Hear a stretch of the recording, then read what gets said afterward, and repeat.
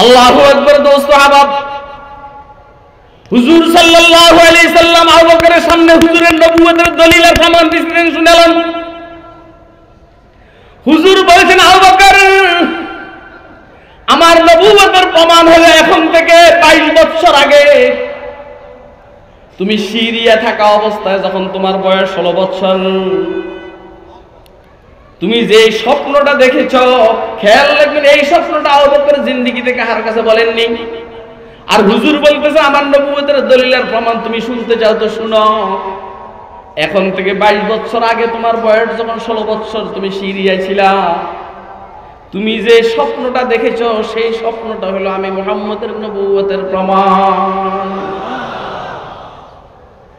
আবু বকর সিদ্দিকের মাথা খারাপ, কি রে, এই স্বপ্নটা তো আমি জীবনে কার কাছে বলি নাই। চুপে চাপে স্বপ্নটাকে আমি আমার হৃদয়ের মধ্যে, হৃদয়ের মণিকোটা, এটাকে আমি কি করে ইনটেক করে রাখছি, ইনটেক। আমি তো কারো কাছে বলিনি, তো কেমনে এটা বললো, কেমনে ও বললো যে তুমি স্বপ্ন দেখছো, এটা আমার নবুয়তের দলিল।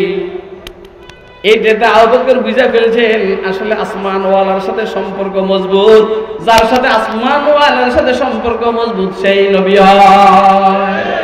সুবহানাল্লাহ। গণ্য আবু বকর দাঁড়াইয়া হুজুর সাল্লাল্লাহু আলাইহি সাল্লামকে পাঁজা করে ধরলেন, কপালের মধ্যে চুমু খাইলেন, বললেন, আশহাদু আল্লা ইলাহা ইল্লাল্লাহু ওয়া আশহাদু আন্না মুহাম্মাদান আবদুহু ওয়া রাসূলুহু। তাহলে আবু বকরকে আল্লাহ হুজুরের জন্য নির্বাচন করছেন এখন থেকে 22 বছর আগে। হযরত ওমরকে হুজুর সাল্লাল্লাহু আলাইহি সাল্লামের জন্য নির্বাচন করছেন 2 দিন আগে। বুঝে না কথা, বুঝে না কথা। হযরত ওমর রাদিয়াল্লাহু তাআলা আনহুকে ইসলামের জন্য নির্বাচন করলেন 2 বছর আগে, 2 দিন আগে। 2 দিন আগে হযরত রাসূল আকরাম সাল্লাল্লাহু আলাইহি সাল্লাম দোয়া করেছেন, আল্লাহুম্মা আইজ্জাল ইসলাম বিআদিল উমরাইন ইম্মা আমর ইবনে হিশাম ওয়া ইম্মা ওমর ইবনে খাত্তাব।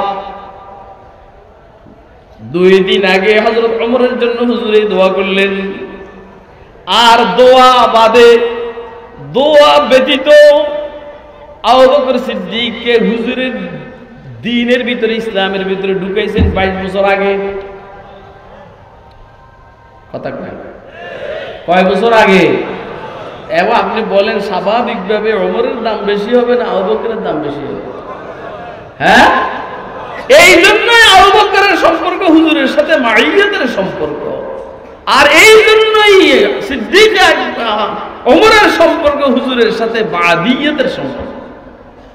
এই কথাটা কি আপনারা বুঝছেন? কে কে বুঝছেন হাত তুলে দেখান তো। আমি কি লেগে হাত তুলে দিই জানেন নি? কারণ তখন এই যে বাদিয়ত আর মাইয়তের ওয়াজ করে যে হাসান জামিল গেছে, আমার সন্দেহ হয়েছে যে লোকগুলো জানি বুঝছে নি। এই জন্য বুঝাইবার জন্য আমি এই কষ্টটা করলাম আর আপনাদেরকে দিয়ে হাত উঠাইলাম। কথা বুঝেন না আপনারা? আমার আজকের আসলে সময় নাই। আমি বুঝাইতে চাইছিলাম, বলতে চাইছিলাম সাহাবায়ে কেরামের ফজিলত, দাম। একটা হাদিস শরীফ পড়ছি, হুজুর সাল্লাল্লাহু আলাইহি সাল্লাম বলছেন, আমার সাহাবায়ে কেরামের উদাহরণ হইল উম্মতের মধ্যে লবণের মতো। কিসের মতো? কথা কয় না। কে জানি কইছিল, বাদশাহ মেয়েদেরকে জিজ্ঞেস করলো, মা তুমি আমারে কিরকম ভালোবাসো? কয় যে সমসমের মতো। সমসম মিষ্টি, কেউ কেউ বিক্রমপুরের মিষ্টি, আর কেউ বলে যে আব্বু টাঙ্গাইলের মিষ্টি। ছোট মেয়ে কয় যে আব্বু আমি আপনাদের ভালোবাসি লবণের মতো। পড়ছেন না বইয়ের মধ্যে? কিসের মতো? আর তো রাগ করছে, তুই আমার লবণের মতো ভালোবাসো? তোরে তেজ করে দিব, তেজ। পরে একদম জংলায় পাঠা দিছে, জংলায়। যা হোক, কোন কারণে বাদশা পরে জংলায় গিয়ে ধরা খাইছে। এবারে মেয়ের এখানে মেহমান হয়েছে, এর জন্য আগে মিষ্টি যত খাদ্য আছে সব, ভাতও মিষ্টি, পোলাও মিষ্টি, কোরমাও মিষ্টি, সব মিষ্টি, আলু ভর্তাও মিষ্টি, ডাইলও মিষ্টি, সব মিষ্টি। বিরক্ত হয়ে গেছে। পরে দিছে আস্তে আস্তে কয়েক আইটেমের লবণ দিয়া পাকাইয়া তরকারি দিছে, ঝাল টাল দিয়া। কয় মা এই তো মজা মজা। মেয়ে বলছে বাবা আমি না কইছি আপনারা আমি লবণের মতো ভালোবাসি। হ্যাঁ মা তোরটাই ঠিক। সাহাবায়ে কেরামের উদাহরণ এই উম্মতের মধ্যে লবণের মতো, অর্থাৎ খাওয়াকে সুস্বাদু করার জন্য লবণের বিকল্প নেই। কথা খুব বুঝবেন, এত ওয়াজ শুনলে হয় না, এতগুলো ওয়াজ শুনলে হয় না। মুড়ি এক বস্তা খাইলেও পেট ভরতে চায় না। 5টা ডিম খাইবেন, 10টা ডিম খাইবেন, এই ভিটামিনও বড়, পেটও বেড়ে দেবো, সময়ও কম। কথা কয় না, কথা খুব ভালো করে বুঝবেন। হুজুর বলছেন উম্মতের মধ্যে আমার সাহাবায়ে কেরামের উদাহরণ হলো লবণের মতো। কিসের মতো? অর্থাৎ খাওয়াকে সুস্বাদু করতে হইলে লবণ লাগবে, লবণ। কথা কয় না, মাপ মতো লবণ লাগবে, কম হইলেও হবে না, বেশি হইলেও হবে না। আমার সাহাবায়ে কেরামের উদাহরণ উম্মতের মধ্যে লবণের মতো, লবণের মতো। অর্থাৎ আমার উম্মতের আমলকে ঠিক করার জন্য সাহাবীওয়ালা আমলের দরকার। আমার উম্মতের আকীদার বিশ্বাসকে ঠিক করার জন্য সাহাবাওয়ালা আকীদার বিশ্বাসের দরকার। কথা কয় না কেন? সাহাবাদের আকীদার বিশ্বাস ভাস্কর্য সম্পর্কে কি? সাহাবায়ে কেরামের আকীদার বিশ্বাস মূর্তি সম্পর্কে কি? সাহাবায়ে কেরামের আমল ভাস্কর্য সম্পর্কে কি? সাহাবায়ে কেরামের আমল মূর্তি সম্পর্কে কি? ভালো করে বুঝবেন, সাহাবায়ে কেরামের আমল আর আকীদা হইল মূর্তি আর ভাস্কর্য এক। অতএব মূর্তি যেমন হারাম, ভাস্কর্য স্থাপন করা হারাম। ওয়াজ কি বুঝতেছেন? এটা একটা রানিং ইস্যু, তো এজন্য এখানে একটু খোসা না মারলে হয় না, না হইলে আমি মারতাম না। তাহলে সাহাবায়ে কেরামের আমল আর সাহাবায়ে কেরামের বিশ্বাস যেমন আমাদের বিশ্বাস তেমন হবে। সাহাবায়ে কেরামের বিশ্বাস যেমন আমাদের বিশ্বাস তেমন হবে। সাহাবায়ে কেরামের আমল যেমন আমাদের আমল তেমন হবে। তো সাহাবায়ে কেরাম আকীদাগতভাবে ভাস্কর্যের বিপক্ষে, আমরাও বিপক্ষে। সাহাবায়ে কেরামের আমল হলো ভাস্কর্যের বিপক্ষে, আমরাও বিপক্ষে। কথা কয় না কেন? এখন আমাদের দোস্ত আহবাবরা যতই বলুক না কেন ভাস্কর্য আর মূর্তি দুইটা দুই জিনিস, আমরা তোদের কথা শুনবো না, আমরা আমাদের নেতার কথা শুনবো। আল বারাকাতু মা আকাবিরিকুম। রাসূল বলেছেন তোমাদের বরকত সব তোমাদের বড়দের সাথে। বড় হলো সাহাবায়ে কেরাম, বড় হলো তাবেঈ, বড় হলো তবে তাবি। আপনি দেখবেন রাজনৈতিক দলগুলো মূল নেতার সাথে বরকত বেশি, পরের গুলা টাউটার বাটফার হয়। কথা কয় না কেন? আমি আর বেশি ভিতরে ঢুকুম না, একটু অসুবিধা আছে। তা সাহাবায়ে কেরাম কিসের মতো? তাহলে আমাদের বিশ্বাসকে ঠিক করতে হবে কাকে দেখে? বলেন না, বলেন না। আমাদের আমলকে ঠিক করতে হইলে কাকে দিকে ঠিক করতে হবে? দেখছেন নি সাহাবায়ে কেরাম কত দামি। এই জন্য তো কোরআন শরীফের মধ্যে আল্লাহ বলেছেন আমিনু কামা আমানান নাস, তোমরা সবাই ঈমান আনো যেমন ঈমান এই মানুষগুলো এনেছে। তোমরা সবাই ঈমান আনো যেমন ঈমান এই মানুষগুলো এনেছে। বিএনপির নেতারা তোরা ঈমান আন যেমন সাহাবায়ে কেরাম ঈমান এনেছে। জাতীয় পার্টির নেতারা তোরা ঈমান এভাবে আন যেমন ঈমান সাহাবায়ে কেরাম এনেছে। আওয়ামী লীগের নেতারা তোরা ঈমান এভাবে আন যেমন ঈমান সাহাবায়ে কেরাম এনেছে। সাহাবায়ে কেরাম ঈমানের সাথে তোদের ঈমানের যদি বেমিল হয়, এই ঈমান আমেরিকা রাশিয়ার কাছে গ্রহণযোগ্য, আল্লাহর কাছে গ্রহণযোগ্য না। সহজ সরল আছে, বুঝতেছেন নি আপনারা? বউরে জামাইয়ে 10 তালাক দিছে। কয় তালাক?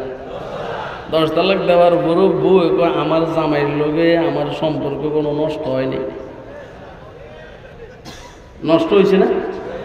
কথা কয় না। 10 তালাক না, 3 তালাক দিলেই তো তালাকে মোবাইল যায়।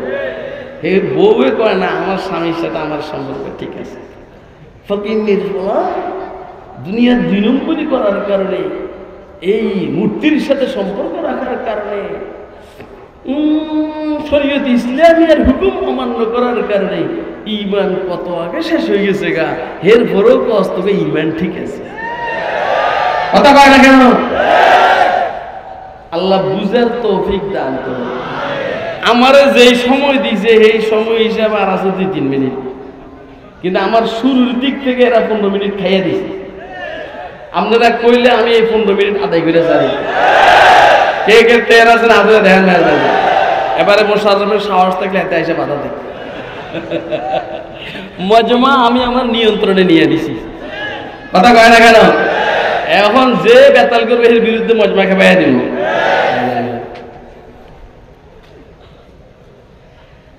বেশি কথা বললে অন্য একদিন ওয়াজ হইব, আসলে আমারও কাম আছে।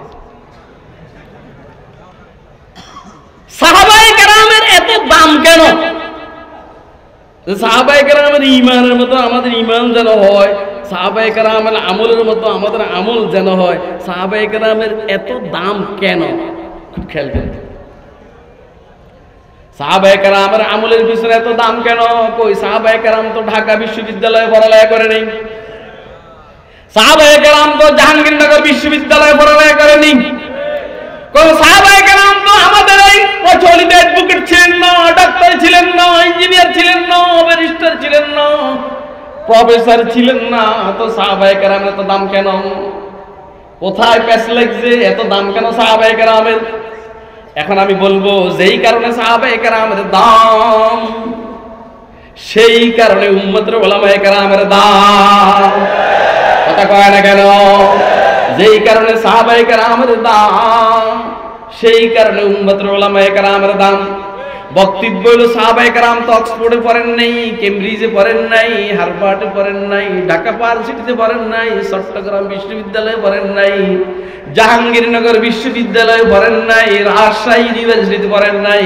তো সাহাবায়ে কেরামের এত দাম কেন? এটা হলো প্রশ্ন। আল্লাহু আকবার। কিতাবে জিন্দা কুরআনে হাকিম, হিকমতে উলা ইয়াজালাস্ত কদিম, হরফে উরা রায়ব নে তবদীল নে, মানা শর্মিন্দে তাবিল নে, নসখায়ে তকবীর উসরারে হায়াত, বেসুবা তজকু ওয়া তশগীরাত সুবাত, নো ইনসারা পয়ামে আখিরি, হামিলে রাহমাতুল লিল আলামিন। কেমনে জানি বুঝাইলে আপনাদেরকে বুঝবো দোস্ত হাবাব। কোরআনের এই ম্যাটেরিয়াল এত দামি, কোরআনের এই মেডিসিনের দাম এত দামি, একটা মরা মানুষের ভিতরে কোরআন ঢুকলে সে রুহানি ভাবে জীবিত হয়ে যায়। কথা কয় না কেন? আসলে সাহাবায়ে কেরাম জাহেল আর মূর্খ ছিলেন, দুনিয়াবি শিক্ষায় মোটেও শিক্ষিত ছিলেন না। দুইটা জিনিস সাহাবায়ে কেরামের ভিতরে এসেছে, একটা মুহাম্মদুর রাসূলুল্লাহ সাল্লাল্লাহু আলাইহি সাল্লামের সুন্নাত আর হুজুরের সহবতের বরকত এসেছে, আর একটা হলো কোরআন মাজিদের শিক্ষা সাহাবায়ে কেরামের ভিতরে ঢুকেছে।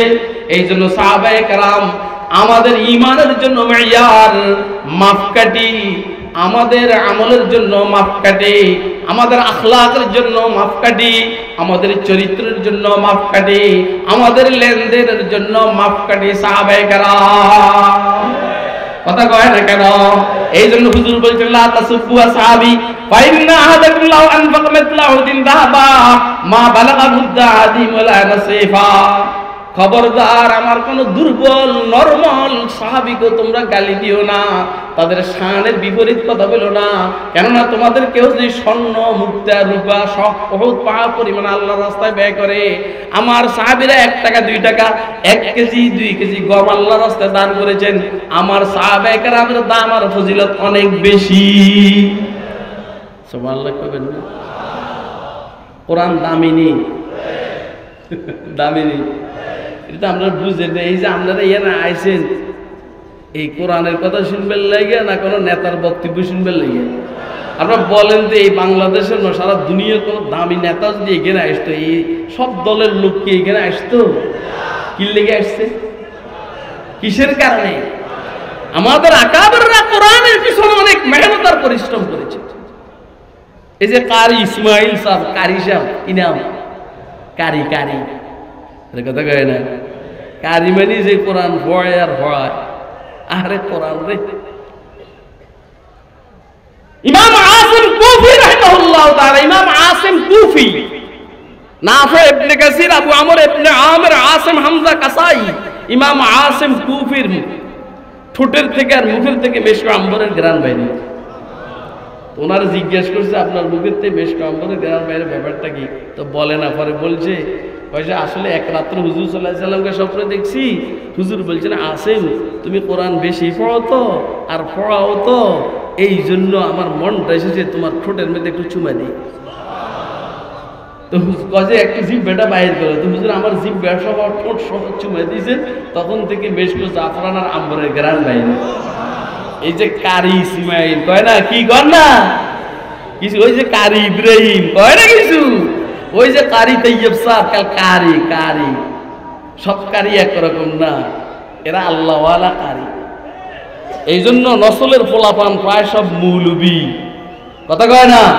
আর এই নসলের একটা পোলা ছেলে সুবহানাল্লাহ, মাহমুদ মুশাররফ মাহমুদ, দেখছেন কি কাম ঘটাইছে। আমি আর একটা ছোট্ট ঘটনা বলে শেষ করে দিতে আছি। ফকিরুল আসর রশিদ আহমদ গঙ্গুহি রহমতুল্লাহ আলাইহি জেলখানায়, ওই ইংরেজের সময় যে আমাদের মুরব্বীরা প্রায় সবাই জেলে গেছে, কারণ রসুলে 3 বছর জেলে আছে, আল্লাহর হাবিব ও সাহাবে আবি তালেব এটা জেলের মধ্যে 3 বছর হুজুর জেলে আছে। আর আমাদের কেউ যদি জেলে যায় তো কয় যে দেখছো মৌলবি কি খারাপ কাম করছে, জেলে গেছে। বেটা জেলে না গেলে রসুলের জেলখানার সুন্নতটা আদায় হয় না। আরে কথা কয় না, কথা বুঝতেছেন? এই জন্য যেই মৌলবি জেলে যায় এর নেতৃত্বটা মজবুত হয়। আবার রাজনীতির লাইনও যেই রাজনীতিবিদ জেলে যায় এর রাজনীতি মজবুত হয়, বলে বার বার কারা নির্যাতিত নেতা। এটা একটা ডিগ্রি, এটা একটা ডিগ্রি, বার বার কারা নির্যাতিত নেতা, এটা একটা ডিগ্রি, কথা কয়। আল্লাহু আকবার। সাহাবা রশিদ আহমদ গঙ্গুহি কেমনে জানি বুঝাইলে আপনারা বুঝবেন, সময় আমাদের পক্ষে না। রশিদ আহমদ গঙ্গুহি জেলখানায়, এখন জজ সাহেব বলছেন ওনাকে জেলখানা থেকে বের করে দাও, বাড়ি স্বাধীন করে দাও, বাড়িতে চলে যাক। এদিকে খেয়াল কর, মজার ঘটনা, মজার ঘটনা, জীবনে শুনুস না বেটা, মজার ঘটনা শুনে নাও। রশিদ আহমদ গঙ্গুহিকে জেলখানা থেকে ছেড়ে দেওয়া হোক। হযরত গঙ্গুহিকে জেল সুপার বলছে আপনি এখন বাড়িতে যাইতে পারেন, জেলখানায় থাকার আর দরকার নেই। হযরত গঙ্গুহি বলছেন আমি এখন জেলখানার থেকে যাব না। জেলখানার থেকে আপনারা কি এখানে আছেন? কে কে আছেন হাতটা দেখান। এই খেয়াল করেন মজার কথা, আমি যখন, আপনারা তো কি খুশি হবেন জানি না, কারণ এলিমের মজা কিন্তু সবাই পায় না। আমি যখন এই ঘটনা কিতাবের মধ্যে পাইছি আমার তো খুশিতে লাফাইতে মনে চাইছে। হযরত গঙ্গুহি বলছেন আমি এখন জেলখানার থেকে যাব না। কি লেগে যাবেন না? আপনার সরকার মুক্তি দিয়ে দিয়েছে, আপনি জেলখানার থেকে যাবেন না কেন? হযরত রশিদ আহমদ গঙ্গুহি রহমতুল্লাহ বলছেন কে কে কে বলেন না কে? এ আপনাদের উজানির, আমি আমার উজানির কম না, যদিও আল্লাহর দয়া আমারই কম লাগে। আপনাদের উজানি আমি আমার কম না, যদিও আসলে আমারই কম লাগে। মাফ করবেন, মাফ করবেন। উজানির কথা সারা বাংলাদেশে বলার মতো লোক কম, সারা বাংলাদেশে ঘুরে ঘুরে উজানির কথা বলার লোক কম। আল্লাহর গোলাম যেইখানে যায় কোনো না কোনো ভাবে উজানির কথা তা সে বলবেই। আপনাদের উজানির বাবাই সাহেব রহমতুল্লাহ আলাইহি হযরত গঙ্গুহির মজজুব খলিফা, এই গঙ্গুহির কথা বলছি। উনি বলছেন আমি জেলখানা থেকে বের হব না। কেন? কয় যে আমি একটা লোকের কোরআন শরীফ পড়াইতে আছি, খেয়াল করেন, আমি একটা লোকের কোরআন শরীফ পড়াইতে আছি, জেলখানার মধ্যে একটা মূর্খ লোক কোরআন শরীফ পড়তে জানে না, আমি তাকে কোরআন শরীফ পড়াইতে আছি। অর্ধেক পর্যন্ত গেছি, তারে অর্ধেক পড়াইলাম, আর অর্ধেক রয়ে গেছে। আমি অর্ধেক যদি তাকে না পড়াইয়া যাই, সে বাকি অর্ধেক কার কাছে শিখবে? এই জন্য বাকি অর্ধেক কোরআন শরীফ তাকে শিখাইয়া আর পড়াইয়া আমি জেলখানা থেকে বের হব। আপনারা আমার কথা বুঝেন? দেখছেন নি কোরআন মজিদের খেদমত কি কি পরিমাণ মূল্যায়ন করেছেন আমাদের মুরব্বীরা। জেলখানা থেকে সরকারে ছেড়ে দেয়, ইংরেজ সরকারে ছেড়ে দেয়, মগর উনি বাহির হন না কেন?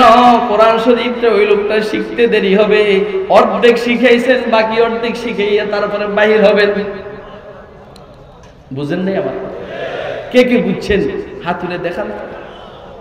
আসলে আমি বুঝাইতে চাইছি আপনাদেরকে, সাহাবায়ে কেরাম যেমন দাবি হয়েছে কোরআনের কারণে, সাহাবায়ে কেরাম যেমন দামি হয়েছে রাসূলের সুন্নাহর কারণে, এখনো যদি কোনো মানুষ দামি হইতে হয় তাহলে কোরআনের কারণেই সে দামি হবে, রাসূলের সুন্নাহর কারণে দামি হবে। এর বাইরে দুনিয়ার যত ডিগ্রি তার থাকুক না কেন, পৃথিবীর মানুষ তাকে দামি বলতে পারে, আল্লাহ আল্লাহর রাসূলের কাছে সে দামি নয়। ঠিক এই ধারাবাহিকতা বলবো।